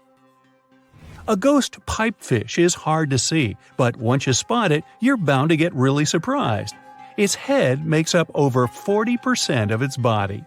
Crabs don't feel like wasting time on such formalities as putting foods in their mouth. That's why they taste it with their feet, which is where their taste buds are. Marine iguanas are the only lizards on our planet that like spending time in the ocean, even though they mainly live on land. They're herbivores that feed in shallow waters and swim like snakes. Iguanas use their long claws to hold onto the bottom when they need to graze. Green turtles can cross over 1,400 miles when migrating. They try to find the perfect spot to lay their eggs. Penguins sort of fly when they're underwater, reaching a speed of 25 miles per hour. More than 5 million years ago, I've heard, I wasn't around then, deep sea worms and humans had a common ancestor. So we still share 70% of our genes with these creatures, and with sea stars, squid, and octopuses. Now, octopuses are in fact incredibly old. The oldest known fossil belongs to an animal that lived almost 300 million years ago. FYI, this is before our dinosaur buddies roamed the Earth. Wait, there's more! Octopus arms have a mind of their own. That's because 2/3 of their neurons lie in their arms, not in their heads. This means that their arms can problem solve how to open a shellfish, while their owner is worried about other stuff entirely. Talk about ninja-level multitasking. Oh, and like other animals, such as chimpanzees and dolphins, octopuses have proven to be good at maneuvering tools, like picking up old shells and using them as a temporary home. Now, of course, the most intelligent animals on our planet are humans, according to humans. But we don't seem to give pigs enough credit. Pigs are so smart they can play video games. No, not Minecraft. But in a recent academic study, scientists had 4 pigs play a joystick game. They had to manipulate the stick so that the moving ball would hit the wall and then they would get a treat. All 4 pigs did great in the test, which was surprising even to the scientists. Now, pigeons also aced an impressive test. They were trained to differentiate a Picasso painting from a Monet one, which they had no trouble learning. Then they were able to apply this knowledge, identifying works of art they had not previously seen, meaning they really understood the difference between each painter. Poor things are always seen as a nuisance. Now, if we placed kangaroos in an Animal's Most Amazing Ability contest, they'd win. It's mainly because they break the four-legged rule. A special species of kangaroo, the red kangaroo, uses its tail to help propel it forward. Now, visually, it has 4 limbs, but in practice, it uses 5. They're biologically built to use their tail as a 5th limb, since it's packed with articulated vertebrae and thick muscles. Of course, it had to be an Australian animal. Deep within the Sahara Desert, you'll find a little creature known as the fennec fox. This huge-eared animal adapted perfectly to survive in its hostile environment.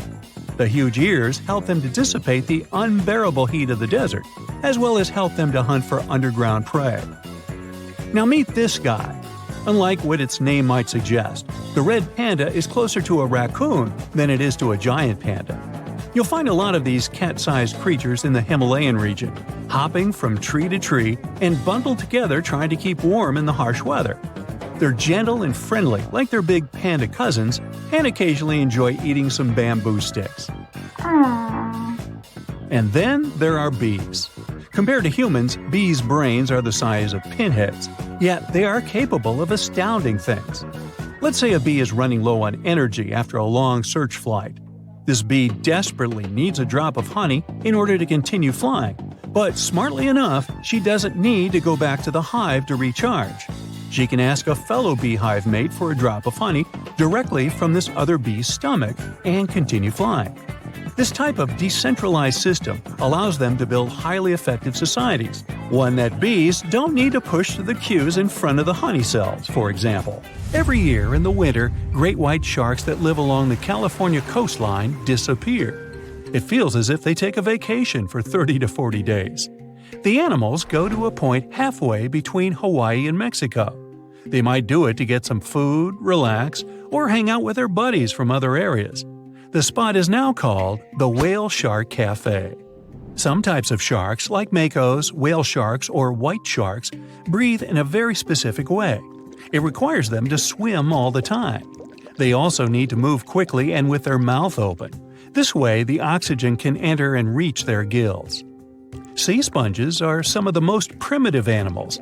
They're immobile, don't have a mouth, eyes, bones, brain, heart, lungs, or any other organ whatsoever. And still, they're alive. There's such a thing as a sea unicorn.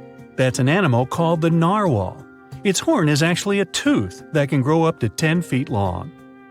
Manatees, also known as sea cows, are distant relatives of elephants. Their weight can go up to 1,000 pounds. These creatures are vegetarian and need to eat around 10% of their total weight on a daily basis. That's lots of sea salad. In some cases, manatees share space with alligators, but they get along pretty well. You can even find a photo from Florida where an alligator rides a manatee's back. Frogfish have special fins that help these creatures walk along the sand. They're very useful in shallow waters. A ghost pipefish is hard to see, but once you spot it, you're bound to get really surprised. Its head makes up over 40% of its body. Crabs don't feel like wasting time on such formalities as putting foods in their mouth. That's why they taste it with their feet, which is where their taste buds are. Marine iguanas are the only lizards on our planet that like spending time in the ocean, even though they mainly live on land. They're herbivores that feed in shallow waters and swim like snakes. There's something known as the orange cat behavior, and apparently it's not just a meme. So far, scientists have been able to understand that coat color is connected to a feline's gender.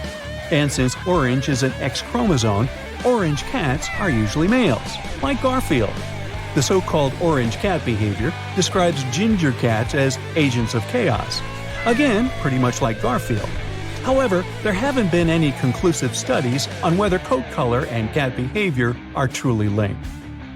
In terms of vision, mantis shrimps probably have the most psychedelic vision out of all animals. These funny-looking creatures have a whopping 16 varieties of photoreceptors, with 5 of them reserved for the ultraviolet or UV spectrum. Ultraviolet rays are really short wavelengths, which are invisible to humans. The thing science still doesn't understand is how exactly these mantis shrimp view the world around them. Sure, they can perceive a bunch of colors, but they can't necessarily distinguish all of these colors among themselves. It can be that they just see a lot of really vivid, really blurry colors, but we haven't figured out a way to check that out. Now, to say sloths are cute is an understatement. They may be one of the friendliest animals in the jungle, but there's more. If you look closely at their fur coat, you'll notice hints of green. These greeneries are actually tiny little algae that grow alongside sloths. They help sloths to camouflage better in the jungle, but they also nurture them. The little cracks inside a sloth's fur create the perfect environment for algae reproduction, and scientists have found species of algae that don't exist anywhere else in the world. They do get by with a little help from their friends. Deep within the Sahara Desert, you'll find a little creature known as the fennec fox. This huge-eared animal adapted perfectly to survive in its hostile environment. The huge ears help them to dissipate the unbearable heat of the desert, as well as help them to hunt for underground prey. There are plenty of fish in the sea. Some of them look totally like Nemo or Dory. Then there's the butterfly fish and fancy guppy, which is indeed really fancy. And then there's... What on earth is that? I would definitely not pay for a diving experience to see this guy. The anglerfish has the unofficial title of the ugliest animal in the world, but I wouldn't dare to break that news to it. There are more than 200 species of anglerfish currently swimming somewhere in the gloomy depths of the Atlantic and Antarctic Oceans, up to a mile below the surface. Some of them prefer different living conditions, the shallow tropical environments. Different kinds of anglerfish vary in shape and size, from the famous black sea devil to frogfish, monkfish, footballfish, goosefish, batfish, and sea toad. The larger ones can be half as long as a full-sized bed, but most are less than a foot long. Since the choice of meals where these guys live isn't that huge, they had to come up with a unique hunting strategy. They don't waste their priceless life energy on following prospective prey. Instead, they use a piece of dorsal spine that sticks above their mouths like a fishing pole, hence the name of the fish. There's a sac of bioluminescent bacteria that glows brightly in the dark at the end of that rod. The light lures prey, and all the anglerfish has to do is wait, and then enjoy its lunch delivered right to its mouth. Their bodies are pliable and huge, so they can easily swallow prey twice their size. Deep-sea anglerfish eat whatever they can find. Species that live in more shallow water aren't picky either, and can eat anything from shrimp to snails and small fish. Only female anglerfish have the cool fishing rod feature though. So what about their males? Finding a soulmate deep under the sea isn't that easy. I mean, literally, there's no light down there. Plus, there are frigid temperatures and low oxygen levels. Anglerfish can't afford to go on many dates in those conditions, so they mate for life. And before you go aw about it, I have to tell you, they do it in quite a special way. Male anglerfish are much smaller than their ladies. The contrast is so striking that when researchers first got interested in their love life, they thought those males were actually the offspring, or larvae, hanging out next to their moms. Certain anglerfish male species have receptors that alert them that there's a female nearby. After they mate, the male bites into his woman and stays attached to her head, belly, near her tail, and other areas he can access. While they morph together forever, the female fish gets the male's cells, DNA, and reproductive organs, but loses her immune response cells. The male gets free permanent housing and nutrition. Given the current real estate prices, it sounds like a dream. But that accommodation is shared by up to 8 males, and they can't move out if they ever feel like it. You're unlikely to meet this deep-sea fish in real life, but if you meet an anglerfish in your favorite video game, remember that you can easily outswim it and make it kinder to you with tranquilizing arrows. Once you befriend it, the anglerfish can be your scout and help you discover new areas with its bioluminescent pods. Back in the real world, down in the twilight zone of the ocean, about 650 to 3,300 feet down, the anglerfish isn't the only creature you're lucky you'll probably never meet. Many of the locals look like they come straight out of science fiction or horror movies, but that's because they had to adapt to this dark, deep world. I did my best to get you prepared for the creatures you're going to meet, starting with the common fangtooth. They spend most of their lives deep down, but at night, they move toward the surface to snack. These guys are more active than most other deep-sea dwellers. They don't wait for food to come their way, but actually follow it, and then get it with their long, hungry teeth. They don't have a built-in light bulb like the anglerfish, so they've developed a great sense of smell and use as much sunlight as they can get there in the depth to get around. Sometimes, even the shadow of a passing by prospective prey is enough for them to switch to action mode. And though they don't look too charming, they're completely harmless to humans if you ever run into one of these guys. Stoplight Loosejaw sounds like a great name for an alternative band, but it's actually another deep-sea resident with sneaky hunting habits. It has special light-producing photophores under each eye. They emit green and red light like a stoplight, hence the name of the fish. Unlike other fish, these guys hardly ever leave the twilight and midnight zones. Their lower jaw is a quarter of the total body length, and the stoplight keeps it open all the time, hoping to get some lunch. It looks like a ferocious predator, but mostly prefers zooplankton with an occasional dessert of shrimp, krill, and fish. I'm sure you didn't expect to meet a hybrid of an eel and a bird, but here it is! The slender snipe eel has a beak, much like that of a bird, with curving tips. The beak is equipped with tiny hooked teeth that the eels use to catch the antennae of delicious shrimp. And it sure is slender, stretching up to 5 feet and weighing only a few ounces. Scientists don't know all of this guy's secrets, since it's pretty tricky to study in their natural habitat. But it looks like they only produce offspring once in a lifetime, and then pass away. Glass squids like to take it easy in life and literally go with the flow. They're filled with a solution which is lighter than water, so they don't have to make any effort to move around the deep sea looking for food and partners. These creatures are transparent, so they blend into any landscape and don't even cast a shadow while moving. Talk about a great survival tactic. If danger finds it anyway, it can transform into a lumpy ball, pushing its head and tentacles into its mantle cavity. It can also release ink into the mantle and go from transparent to black. The same ink can protect it against hungry whales and seabirds. Another tactic they use to scare off predators is to activate their light-emitting organs around their eyes. I'm getting hungry. Maybe I can snack on this sea cucumber. Ouch, it's moving! So I guess it doesn't belong in a salad after all. These soft-bodied fellows live in all parts of the ocean, from shallow waters to the deep underwater world. Most of them slowly move around with their tiny feet, but some crawl around by flexing their bodies. Sea cucumbers can shed their internal organs when there's a predator approaching.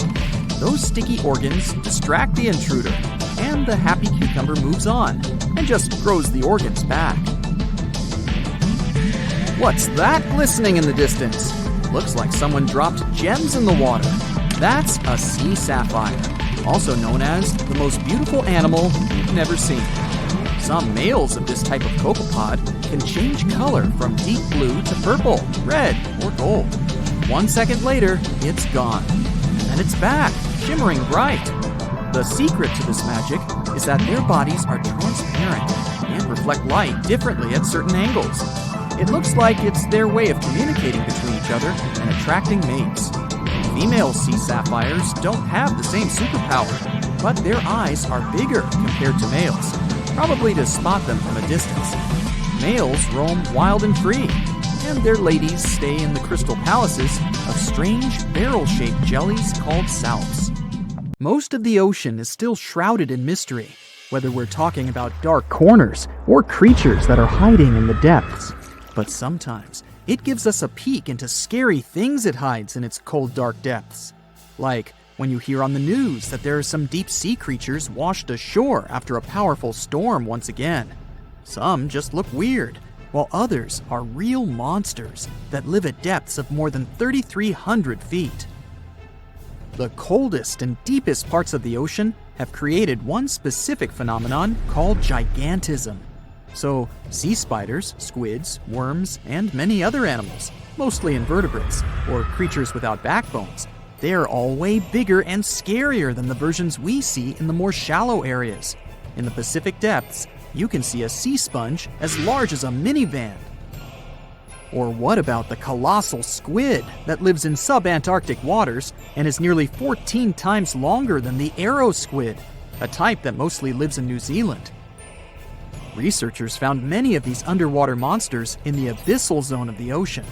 Back in 2021, the researchers showed images of the giant phantom jelly. It was at a depth of 3,200 feet. Its tentacles were 33 feet long. Wow, I wouldn't like to face that one on the beach. It probably eats only small fish and plankton, but it can swim to depths of more than 21,900 feet. And down there, this giant jelly doesn't have enough food. How does it survive then? Scientists haven't figured it out yet. And there are even more questions related to the giant squid, the biggest one ever found. This monster is 43 feet long, with a weight of nearly a ton. Imagine if those tentacles would grab your car, or something like that. They would smash it like it was a toy. There's no light in the abyssal zone. Sun rays just can't penetrate that deep. So there's no algae or underwater plants there. Local animals mostly eat snow. Marine snow is not like the regular one you build a snowman with. It consists of any small flakes or remains that fall from the surface of the ocean. Maybe even some leftovers that animals up there couldn't eat. So it's not much. But apparently, it's enough for very large creatures that hide deep down there, like giant squids.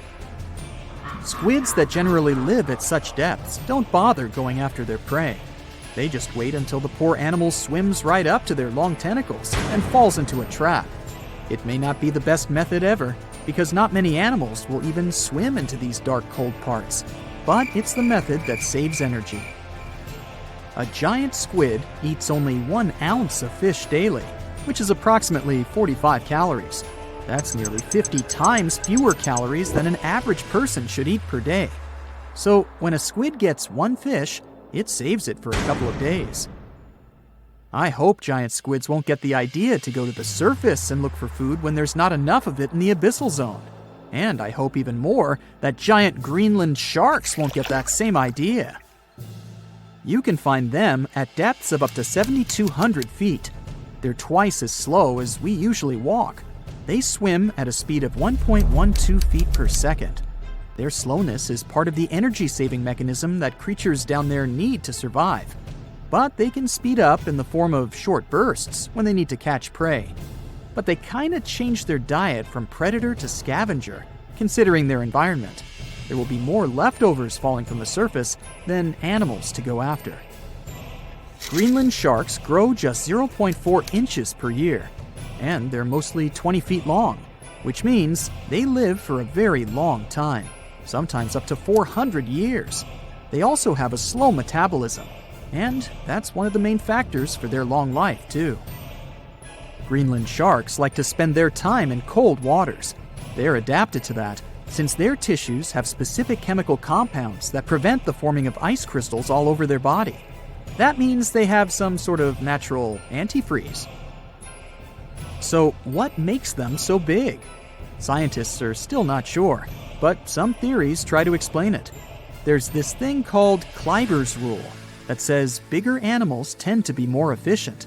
Just take a small fish and compare it to a whale with a mass hundreds of times bigger. The whale has a greater metabolism. It conserves energy more efficiently and loses less of it to the surroundings through heat. Moving on, bigger animals can ingest bigger prey. They're more likely to go through tough issues in their environment or defend themselves from predators going after them. Also, the body gets bigger when temperatures are lower. The Greenland shark is a perfect example. So are giant sea spiders. Sea spiders are generally common, and you find some very small ones at 0.04 inches. But in deeper parts of the Antarctic, they become 3-foot-long giants. They grow so big because the cold water has more oxygen. That way, more of it diffuses into the animal's body, and that allows it to grow bigger. Yeah, both as a creature and a nightmare. And how about this giant tube worm? Researchers found it accidentally while they were exploring the mysteries of the Pacific Ocean floor. They stumbled upon unusual hydrothermal vents. Volcanic heat is a thing that gets them going. As water seeps down through faults or cracks in the rock, these vents change their direction. When the water gets out of the vent, it's rich in different minerals and chemicals. Most animals wouldn't survive being around this toxic soup of chemicals, but not these tube worms. They came as a true surprise, because not only are they not bothered by these toxic vents and the almost boiling temperature of the water, but they developed entire ecosystems there. They're unique because they don't need sunlight to survive. Instead, small bacteria are their main source of energy. That bacteria gets their energy directly from these toxic chemicals. So it's not photosynthesis, but a process called chemosynthesis. And these tube worms don't have mouths. These bacteria live inside them.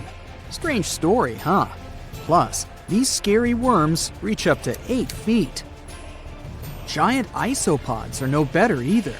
They lurk at the depths of the ocean of 1,640 feet or more below, far away from the sunlight, looking like some monstrous wood lice. They spend most of their time on the seabed, hoping to find some food falling from higher levels of the ocean. Check out their small hooked claws at the ends of their legs.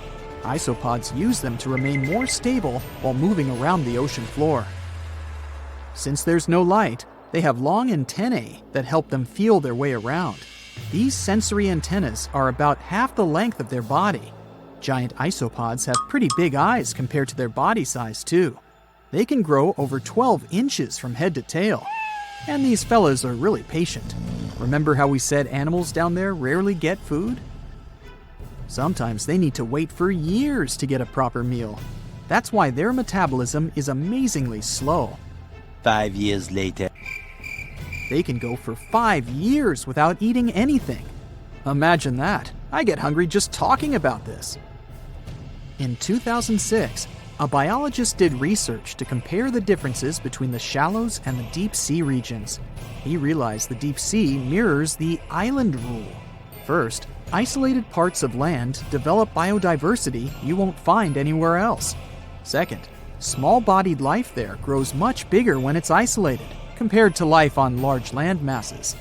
Resources are limited, but also competition and predators. And we don't know much about these deep-sea creatures. It's too expensive and too complicated to carry out such research.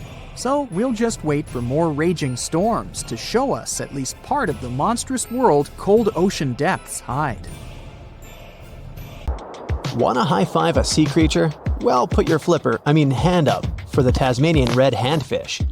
This fish doesn't swim like a fish. It walks. It uses its flipper-like hands to stroll around on the ocean floor. These bottom walkers are disturbed by swimmers and boats a lot. Some people even want to take them home as pets. I think it's better to just give them a wave and swim on by. The vampire squid. Its species name is Vampiroteuthis infernalis, which translates to vampire squid from hell. Oh yes, this vampire squid means to terrify everyone with its name. Its dark red color, its spikes at the bottom, and the scary fact that it can basically turn itself inside out. The vampire squid loves putting on a good show, but it's as harmless as a kitten is to humans. It's as if Dracula scared the pants off you, but he didn't have blood-sucking fangs. The vampire squid feeds on food particles from plants and animal matter floating near the ocean's surface. Since they're not predators, they need good defensive strategies, and their vampiric look is designed to ward off large creatures who want to eat them. Turning themselves inside out is a defensive mechanism since the spiky areas in the inner skin are more intimidating. They also shoot out a substance that does not have color, but is packed with bioluminescent particles to distract predators. The vaquita. Going out on a boat off the coast of Mexico sounds like the perfect vacation. The sun, the blue water, the most endangered sea creature. Wait, what?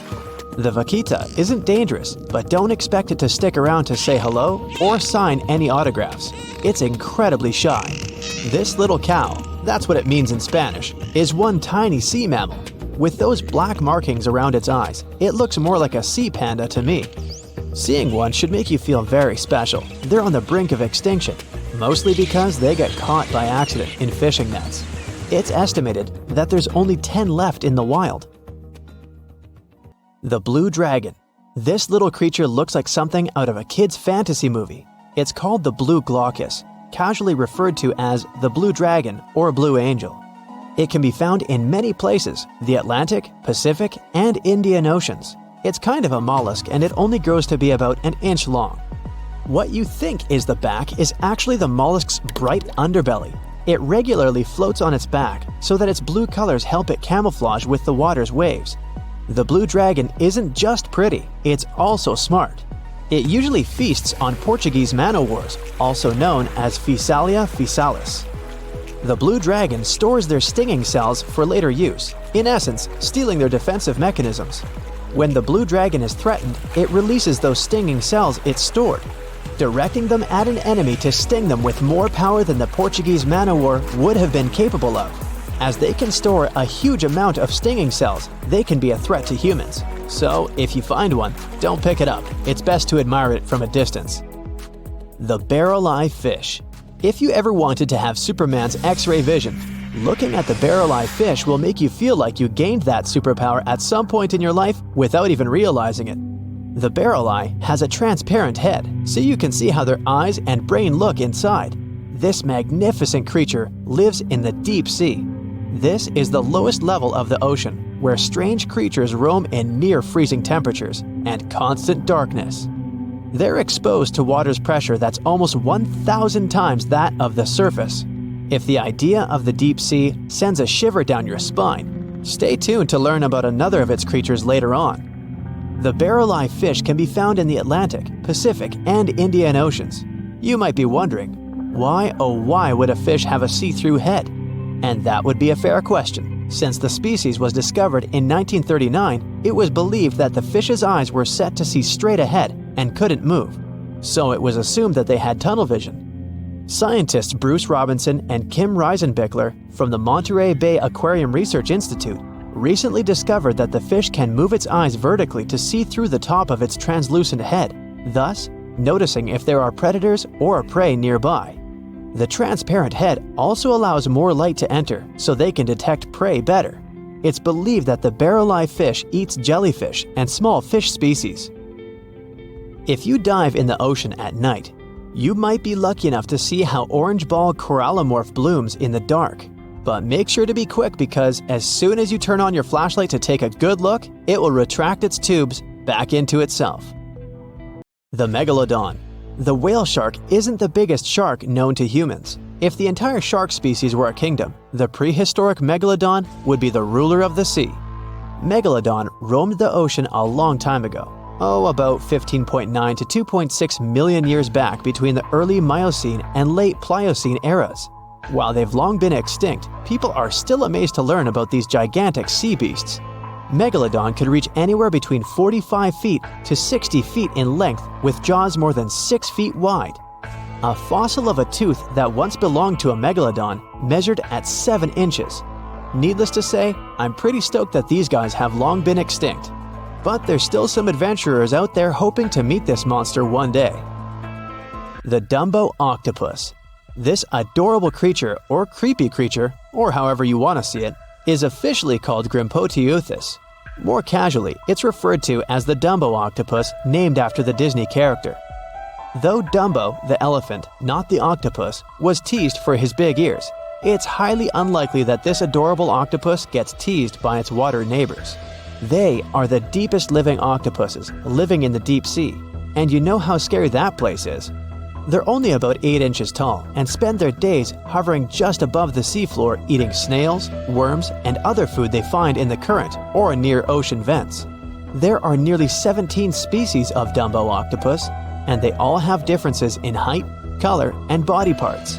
If you can't get enough strange animals, you'll be glad to learn that the deep sea has barely been explored by humans. So keep an eye out. There are bound to be more fascinating animals discovered in the deep in the future. The sea angel. These creatures might look and sound pretty cute, but their diet is far from sunshine and lollipops. Their favorite food are sea butterflies. They lay mucus traps for them and wait in ambush.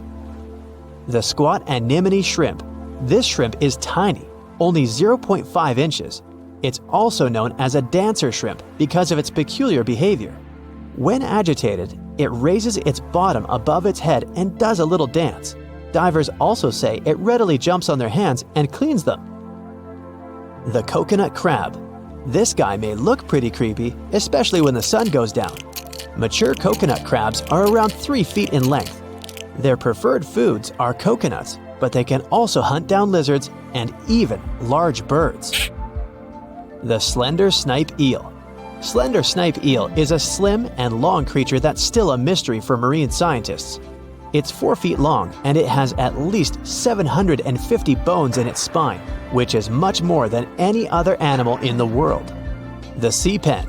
Sea pen is 7 feet long and it has a lot of varieties, but most of them look indeed like a pen or a quill. The similarity is even more striking when the animal has a water-filled bulb that anchors it to the floor. The Persian carpet flatworm. This creature looks indeed like a carpet, despite being very small by comparison. It's only 4 inches long, able to become both male and female. It doesn't really mate with other flatworms. Rather, it fights them for the right to bear posterity. The flamingo-tongued sea snails.